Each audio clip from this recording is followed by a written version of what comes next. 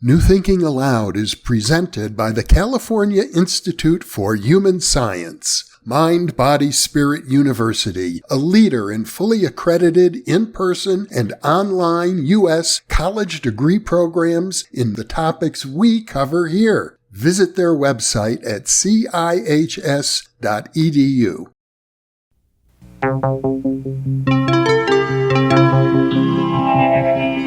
Thinking Aloud. Conversations on the leading edge of knowledge and discovery with psychologist Jeffrey Mishlove.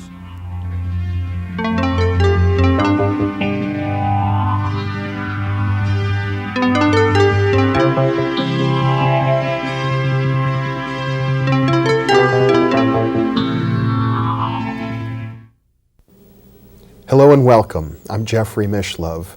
Today we're going to be exploring a novel by Dr. Irvin Yalom called When Nietzsche Wept. Dr. Yalom is a professor of psychiatry at Stanford University and the author of numerous books on psychotherapy, including Love's Executioner, Every Day Gets a Little Closer, a twice-told therapy, Existential Psychotherapy, The Theory and Practice of Group Psychotherapy, and Inpatient Group Psychotherapy. Welcome, Irvin. Thank you. This is your first novel, and I believe, and what you've attempted to do here is look at the hypothetical origins of the very field of psychotherapy itself by positing a relationship that never took place between the great philosopher Friedrich Nietzsche and Joseph Breuer, who was one of Freud's mentors and really, in effect, a co-founder with Freud of psychoanalysis. Mm-hmm. What gave you that idea? Well, some time ago I wrote a textbook called Existential Psychotherapy, in which I tried to look at the experience of psychotherapy, try to look at all the empirical evidence it could bring to bear on, tried to define what existential psychotherapy was and suggest various ways in which this could be used in psychotherapy. Since then I've looked for ways to sort of deepen those issues and other ways to kind of think about and write about the issues. The last book I did before this one was a book called Love's Executioner, in which I dramatized some case histories and used each of them as a type of a teaching tale. In a sense, that's exactly what I'm trying to do in this novel, although I've made it entirely fictional, but many of the events that have happened I've taken from the various situations in psychotherapy. I mean, there's a sense in which it rings true that had these people met each other, it might have gone this way. That's right. In a foreword to the book, which was never published because the publishers weren't satisfied entirely with that. But I was trying to say that very thing. Although this is fictional, all the events, the historical events, are true, except for the month or so that this book covers. But everything was there historically in place, and all that was needed was some type of catalyst, a drop of imagination to make everything occur as it did, a kind of alternate reality. So what I've done is to throw in a 2nd December of 1882, and what might have happened had Nietzsche been placed in a situation where he might have been called upon to invent psychotherapy drawing from his own philosophical teachings. It's interesting because Breuer is so different from Nietzsche. Breuer was a very successful man, according to the standards of society, a wealthy doctor married into a wealthy family with a successful practice and a distinguished scientific career. And Nietzsche was, in effect, a dropout, one of the first hippies. He had left his academic position at the University of Basel in Switzerland, and there's a sense in which Nietzsche gloats in his pain and his misery. It's as if his anguish is driving him to ever deeper philosophical explorations. And you see in comparison that the conventional success of Breuer is somewhat shallow. That's right. That's right. Actually, I started the book, started thinking about the book from the standpoint of Nietzsche as the major character, because I felt that there's so much in Nietzsche's philosophy which is terribly important in psychotherapy and relatively unharvested. That so many of the ideas that are extremely contemporary in psychotherapy today can be found in Nietzsche. So I began to develop an idea of how Nietzsche himself might have invented psychotherapy. And I selected a time in his life when he was in great despair. The time that is very evident was right after his friendship, his love affair, a chaste love affair with Lou Salome ended in 1882. This was still many years before the end of his life. Lou Salome, I might mention, is considered one of the most influential women in the German-speaking world. That's right. And she certainly, Nietzsche encountered her when she was quite young, when she was 21, but she went on to have quite an illustrious career as a woman of letters, as an essayist, and later as a psychoanalyst. Mm-hmm. But at that time, she was quite young. Nietzsche was one of the first men that she had been deeply involved with, although their relationship lasted only a few months.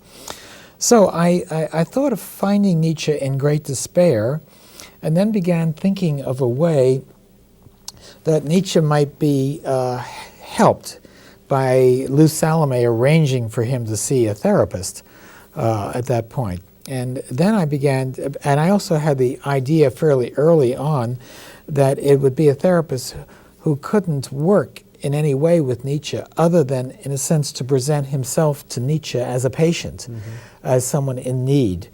In this year, 1882, in effect, psychotherapy hadn't been invented. Exactly. So that was my dilemma. So I began to search through European history, and there was a school of psychotherapy, a school of therapy in France, but they were really doing nothing but hypnotic suggestion. And I thought perhaps of the clergy to see whether or not any of them would be psychotherapists. And then it occurred to me to think of Breuer. Although psychotherapy, as you say, hadn't been invented, it did happen that Breuer had treated this one case of Anna O, and suddenly, lo and behold, I noticed the timing was perfect, that he had seen Anna O, that their relationship had somehow, something had happened that was very mysterious in their relationship. And just about the time that Nietzsche was in his great despair was a time that Breuer himself might have been quite troubled by what happened in his work with Anna O. So I then began to think of a fictional meeting between the two, and where I really didn't have to distort many of the historical facts about the two. I mean, historians of psychoanalysis, I understand today, think that Breuer really got too enmeshed with her. It might have bordered upon therapeutic abuse. Well, there certainly is a lot of controversy about that, but one thing is for sure, that the two of them were very much involved with one another, that Breuer was quite troubled by the way that their relationship evolved. There's this tale in psychiatric history of Anna O developing a type of delusional pregnancy and Breuer breaking it off. Whether that's true or not, there's still some controversy. So I tried to meet both of these men at this particular juncture in their lives and then have them thrown into an encounter with one another engineered by Lou Salome. And from that point on, once the two of them together, the rest of the novel is really a story of their relationship, with Breuer trying every means at his disposal to try and induce Nietzsche to take a look at the psychological issues going on in his life. Nietzsche might well have seen Breuer because Nietzsche was quite sick physically throughout all these years, probably with a very severe form of migraine, and Breuer was an eminent medical diagnostician. So all that came to naught. Nietzsche was adamant in refusing to do this with Breuer, suspicious of Breuer's motives in a lot of different ways, until Breuer finally hit upon what seemed to him an ingenious ploy, which is to arrange to seek help from Nietzsche for Breuer's despair, with the idea that sooner or later he would begin to reverse the roles once again. So then Breuer, in a sense, enters Nietzsche's care for work on his own feelings about Lou Salome and also his own 40-year-old midlife crisis. With the part in which you characterize Nietzsche here as a person who is unwilling or almost incapable of engaging in a real, honest, face-to-face human social relationship rang true, and also the idea that Nietzsche kind of glorified his own pain and misery and spoke of how he owed so much to his migraines that disabled him for nearly 300 days a year because it pushed him. Philosophically, that rang true, and it seems so important, and I guess what struck me is that it seems so counter to the normal conventional way we have of thinking. And I get the idea that in developing Nietzsche's character and basing it historically, you're making a comment yourself on everyday social conventional reality. Yes, I think Nietzsche was, well, first of all, Nietzsche did have a tremendous a dearth of closeness and intimacy in his life. There were really no intimate, close relationships that he kept. There were a few relationships with men that he continued through letters, but he was a wanderer all of his adult life. As he, at a very early age, he became a professor of not philosophy but actually philology at Basel, but then soon became desperately ill, and then for the rest of his life was a wanderer, going from one hotel to another in search of good weather and freedom from his pain. So he lived the life of a type of migrant without any ongoing close, intimate relationships. And he also felt that it was his life quest to plunge as deeply into himself as possible. Freud was later to say that Nietzsche knew more about himself than any man who ever lived, from a continuous type of self-analysis. But Nietzsche felt that if we look very deeply into ourselves, then we're going to discover the pain of existence and the abyss and the basic isolation and encounter ideas about death. So for him, the idea of comfort that perhaps a behavioral therapist might pursue would be very much in contrast with the idea of self-growth and learning about oneself. In fact, there's a wonderful scene in the book where Nietzsche actually experiments with behavior therapy on Breuer and then rejects it as saying that, this is stuff for animal trainers. It's beneath the dignity of what a real philosophical inquiry, what real therapy must be about. Yeah, but the symptom that Nietzsche is called upon to work with Breuer is Breuer's obsession, his love obsession. With Bertha, that he cannot get out of his mind, that it just invades him. So Bertha is Anna O. Bertha is Anna O, exactly. Yeah. So Nietzsche's, in a sense, confronted with this task. How do we get this obsession out of his mind? Nietzsche's idea, right from the beginning, is that this obsession is trivia, that it's really blinding to Breuer about the real issues that trouble him in life. But there's no way that he can help Breuer sort of see that or understand that. Even though Breuer could even accept it intellectually, the obsession keeps going on and on. So Breuer says, do something about my symptom, get it out of the way. So then Nietzsche, in a sense, begins to invent behavior therapy and uses lots of stop thinking kinds of modes, or punishing him, or rewarding him if he's able to stop thinking about this, or instructs him to think about it a certain number of minutes a day. But then finally, both of the men give up this in despair, and Nietzsche declares that how can a technique that lowers the therapist raise the patient? And so then they go on to discover and explore a whole different kind of set towards the symptom, which is look at the meaning of the symptom. What does Bertha, Anna O, really mean to Breuer? And that pulls him much more deeply into the fact that he's really using this woman, using this obsession without really relating to the woman, but that she meets so many needs and purposes in his life. And in a sense, that's one of the things that fuels the obsession. And that gradually begins to lead Breuer to a real crisis and a real new understanding of his relationship with Bertha. And then, of course, later on, there's still some time remaining, and Breuer begins to discover that maybe there is some way that he can help Nietzsche after all. Well, the sense that I have is that Breuer is only able to help Nietzsche after he becomes totally vulnerable to him. That he strips himself of all pretense at this point of being able to heal Nietzsche. He becomes Nietzsche's patient, and that's the thing that turns it around. That's right, and in a sense, the thing that I'm trying to show there has got to do with the genuineness or the importance of the authenticity of the relationship. as long as Breuer is pretending that somehow he is Nietzsche's patient, or attempting to still manipulate Nietzsche, they get nowhere. But finally, as you say, when he gives that all up, in a sense becomes perhaps seduced by the power of psychotherapy and begins to relate entirely honestly to Nietzsche, then things begin to change. And finally, towards the end of the book, he doffs all of this pretense and admits to Nietzsche the intent from the very beginning to, in a sense, manipulate and beguile Nietzsche, and then things begin to change very quickly. Now, are you saying are you making a comment about, say, yourself as a therapist, that you find a need to be that vulnerable? Well, I am making a statement that I think that to the extent to which we attempt to manipulate, treat the patient, treat the client as a thing, as an object that we're going to change, manipulate in some way, that the less likely we are to be helpful in helping that person really change and really grow. You know, Nietzsche very frequently spoke of the whole idea of the overman, of self-overcoming. Zarathustra's, that's a major theme in a sense, but you know, sometimes we lose sight of the notion that Nietzsche really wasn't talking about overcoming others or becoming a superman in terms of subjugating or conquering others.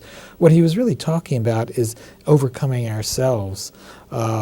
He had one granite sentence that he often would say, which is that there's nothing more important than that one should become who one was.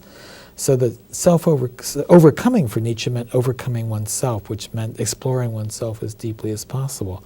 So I use that as the cornerstone for Nietzsche's approach to therapy. And I think it's, in a sense, an important cornerstone of much of what goes on in contemporary psychotherapy. Towards the end of the novel, Breuer comes to the realization that, in effect, he lacks Nietzsche's courage, that he's only willing to probe himself so far before it would threaten his family, his position in the community. And you seem to be suggesting that it was appropriate for Breuer to stop at that point. Yeah, in a sense, Breuer realizes that perhaps this is as far as he can go. He's no Nietzsche. He's no Nietzsche, but Nietzsche is no Breuer, and Nietzsche, in a sense, can't embrace the everyday realities and satisfactions of Breuer's life, because in a sense he lacks the skills, lacks the background to be able to relate to others in this type of way. So, but in terms of exploring himself or exploring the existential verities of life, I think Nietzsche is able to go much further than Breuer, much further than perhaps anyone. Mm-hmm. Now, you mentioned earlier that Nietzsche hit upon the idea that the way to treat a symptom is to ask the question, what does this symptom mean? And to explore that with some thoroughness and depth. And they make a lot of progress at that point. How can you relate that notion to psychotherapy in general? Is that the way you see therapy yourself? Well, I think so. What happened was that both men began to realize that the symptom itself was simply a messenger, was a messenger saying that some deeper anxiety was erupting inside, and they really had to take a look at what that deeper anxiety was about. And for Breuer, age 40, it was an anxiety that led into ideas about the fact that he had reached the peak of his life, that ahead of him nothing was apparent but decline and diminishment, that he felt that he had never really been free, that he had never chosen his life. And it was at this point that Nietzsche decides that he's ready to be confronted with what Nietzsche calls his mightiest thought. It's the idea of eternal return, which is a very interesting notion. Often we kind of think about this as something quite 19th centuryist, but I was trying to explore in this novel its notion. It's Nietzsche's idea And he has several sort of cosmological proofs for this, but basically it's an idea of to think about the fact that if time is truly infinite, that everything that happens now has happened already once before. Just a sheer recombination of all molecules and all possibilities. And if it's happened once before, it's going to happen again in the future, and it's going to keep on happening through all infinity. And Nietzsche early on begins to drop the notion that this can be proven in any kind of empirical method, but mainly he wants to say, just consider this as a thought experiment. Consider the possibility that if this is the case, what implications would it have for the way that you live your life?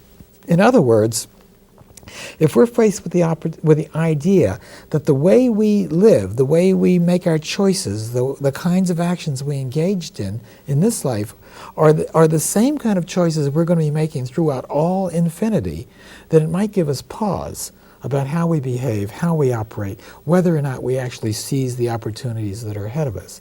So when Nietzsche gives Breuer this thought, this idea of eternal return, it really shakes Breuer to his foundations and begins to help him grapple in a whole different way with whether or not he was going to let his life live him or whether or not he was somehow going to try to live his life and make free choices. You know, there's something sexist about the book in the sense that there's this deep relationship between these two men. And of course, the 19th century was a period, I would have to say, of greater sexism, much greater than we have today. And yet, the relationship between Nietzsche and Breuer and the various women in their lives are very, very different. They seem to lack that kind of authenticity, and there's a sense in which the men never see these women for who they really are. That's right. I think that's very true. It's certainly true for Nietzsche. In Breuer, I've tried to illustrate that was something that Breuer was able to discover for himself. But Nietzsche, there's hardly any defending Nietzsche on that account. He was very misogynist, and some of his statements about women are really rather outrageous. Nietzsche himself talked about the fact that he lived. His father died when he was quite young, 4 or 5 years old. So he was raised by a mother, by a grandmother, by aunts around him, and had a sister who was a rather powerful individual. So his whole life was lived, and he was controlled to a great extent by women, and never was able to have a satisfactory relationship with a woman in his adult life. Yeah. Another theme that is quite interesting in the book is that in the background of all of this is Sigmund Freud, who is Breuer's young protege, so to speak, and throughout it there's this sort of debate or dialogue between Breuer and Freud about the existence of the unconscious. And Breuer trying to deny it, as most of his contemporaries did, but Nietzsche in effect embracing the idea with no difficulty whatsoever. There are really some striking parts of Nietzsche in which it's very clear that he knew a whole lot about the dynamic unconscious, of course, before Freud did. But that's really nothing new, because in fact there were many discussions of the unconscious before Freud, and Freud said at one point that many people have flirted with the unconscious, but he was the first to marry it. And the whole question of to what extent really Freud had read Nietzsche. Freud often denied that he had read a great deal of Nietzsche, and at other times he said that he deliberately didn't read Nietzsche because the ideas were so close to him that it would interfere with his sense of needing to be original. Freud and Nietzsche differed very much in that way. Nietzsche had a sense that it was important for him to uncover the past roots. He'd have this idea that he wanted to discover all the secret hiding places of the great men of the past so they would come out into his sunshine. You see, so he wasn't one to sort of deny that these thoughts had existed long before him, that we simply discover them anew. But at the time of this writing, Freud was 26 years old. He was still a student, and as you pointed out, Breuer was a mentor. Freud became interested very early in this case of Anna O. And it was the sort of turning point for Freud in his life, began to get an idea of a new way that one could approach the psychoneuroses. And Freud's first book in the whole realm of psychotherapy was the book Studies in Hysteria in 1895, which he co-authored with Breuer. Now it's interesting because Breuer used hypnosis with Anna O. And in your novel, I don't want to ruin the surprise ending too much, except to say that Freud actually hypnotizes Breuer towards the end. And yet you as a therapist, I have a sense you prefer to work with people in their normal waking state of consciousness, not the hypnotic state. That's true. That's true. I used to work hypnotically with patients a long time ago, but I hardly ever anymore. You're right. I'd much rather work with patients in their waking state because I'm so much more interested in exploring the relationship between the two of us. I'm not very interested in manipulating a symptom. The patient might even have amnesia for what transpired between the two of us. And it's hard to work hypnotically with a patient without that drastically influencing the nature of the relationship between the two of you. Freud went on to maintain an interest in hypnosis, then went to Paris for a year to study hypnosis, to study with Charcot, in which a great deal of hypnosis was used, and later, for his first few patients, used that, but he gradually relinquished the idea and never went back to it. Yet there's this sense, and maybe you could comment on it, that hypnosis is an extremely powerful technique, that the very idea of the talking cures, the psychoanalytic cures, emerged from the evidence of hypnosis. Yeah, it certainly is an important tool to taking a look and helping one uncover the unconscious. That there are many things about our experience that are unbeknownst to us in a waking state, but if we can find a way to gain access to them, then they become known. Of course, that is done in psychotherapy without hypnosis all the time. You gradually begin to chip away at it. There is also this sense in the book that had Nietzsche had this encounter with Breuer, maybe the whole field of psychotherapy would have had more of an existential orientation, which is your own orientation. I almost have a sense like it's an effort to rewrite history a little bit. Oh, that's exactly right, exactly right. You know, I feel that it's possible to think of psychotherapy beginning at that point, almost in a pre-Freudian or non-Freudian state, and to see where it might have developed. Yes, that is so. I do feel that way. Perhaps even to legitimize or to create, to add history to the existential movement, which, while I think is very significant, it often gets ignored in discussions of psychotherapy. Yes, and it is true that its roots could have been found perhaps more in Nietzsche than anywhere else, more, I think, than in Kierkegaard, and at least for me, certainly more than in some of the latter-day philosophers like Heidegger, even Sartre. Yeah, I think the roots were there in Nietzsche all along. And of course, many of these things that are found in Nietzsche are not original with him. He was much influenced. Let's say, for example, Dostoevsky was of tremendous interest to Nietzsche. Well, Dr. Irvin Yalom, it's been a pleasure sharing this half hour with you. It's so exciting to see the rich intellectual background behind the work that you do. And I think people will enjoy looking at When Nietzsche Wept as an opportunity to really get inside of the subtleties and the depth behind the work of psychotherapy. Good. Well, thank you very much. Thanks so much for being with me. And thank you for being with us.